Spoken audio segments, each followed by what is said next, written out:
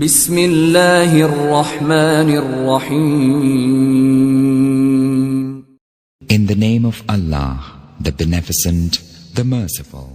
نحمده ونصلي على رسوله الكريم اما بعد اعوذ باللہ من الشیطان الرجیم بسم اللہ الرحمن الرحیم. سب دیکھنے اور سننے والوں کو السلام علیکم. امید ہے اللہ کے فضل و کرم سے آپ سب خیریت سے ہوں گے.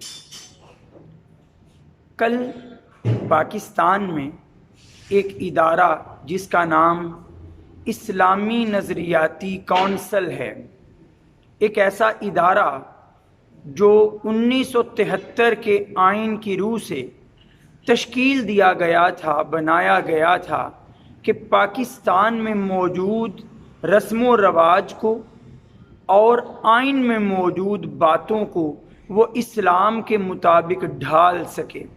اس ادارے نے کل اپنے اجلاس میں ایک اہم فیصلہ کیا، ایک اہم اعلان کیا. آج وہ اعلان آپ کے سامنے میں رکھنا چاہتا ہوں. میرا موقف شروع دن سے ایک خاص موقف رہا ہے. ایسی نعتوں کے بارے میں، ایسی حمد کے بارے میں جو میوزک کے ساتھ ہو، اور ہو بھی پھر کسی ایسی طرز پر جس طرز میں پہلے سے کوئی نغمہ، کوئی گانا موجود ہو. میرا ایک خاص موقف تھا اس بارے میں کہ اس میں دو رائے ہو سکتی ہیں. ایک یہ کہ نعت اور حمد پڑھنے والوں نے کبھی وہ نغمات سنے ہی نہیں تھے اور انہیں اس طرز کا علم ہی نہیں تھا، اور انہوں نے تو اپنی نیت سے اللہ تعالیٰ کی حمد و ثنا کی یا نبی کریم صلی اللہ علیہ وسلم کی مدح سرائی کی. اگر تو ایسی بات ہے تو یقیناً انہیں ان کی نیت کا پھل ملے گا اور یقیناً ثواب حاصل کریں گے. لیکن وہ لوگ جو جانتے بوجھتے ہوئے ایسی طرز پر نعت کو ڈھال دیتے ہیں، ایسی طرز پر نعتیں بناتے اور پڑھتے ہیں کہ جو کسی نغمے یا گانے کی طرز ہے، تو اس کی مجھے تو کہیں کوئی گنجائش نظر نہیں آتی تھی.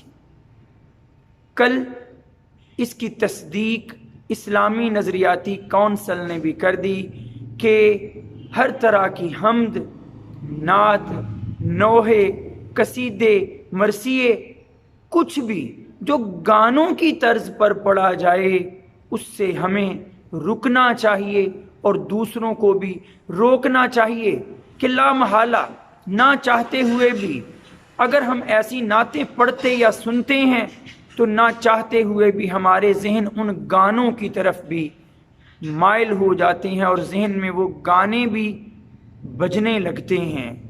تو حمد اور نعت کا تقدس پامال ہونے کا خطرہ لاحق ہو جاتا ہے. حمد اور نعت کا مرتبہ بہت اونچا ہے، انہیں اونچا ہی رہنا چاہیے. اور اگر کبھی کوئی ایسی نعت پڑھنا بھی چاہیں جو اس طرز پر بنا دی گئی، جو کسی گانے کی طرز ہے، تو اس طرز کو تبدیل کر لیجئے تاکہ آپ وہ اشعار تو پڑھ سکیں لیکن کسی گانے کا شبہ ذہن میں نہ آ سکے. وآخر دعوانا ان الحمد للہ رب العالمین. السلام علیکم.